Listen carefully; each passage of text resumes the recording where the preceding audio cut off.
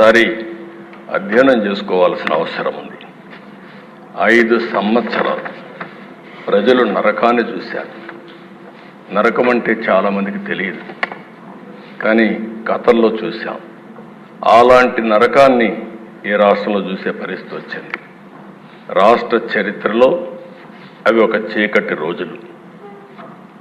ఆస్తులు సెటిల్మెంట్ చేశారు, మామూలు కాదు.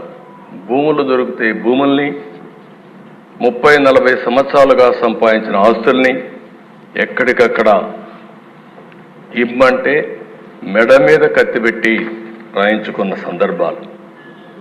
ఏ ఆడబిడ్డ మానానికి రక్షణ లేదు. ఇష్టానుసారంగా బిహేవ్ చేశారు. ప్రాణానికి విలువ లేకుండా చేశారు.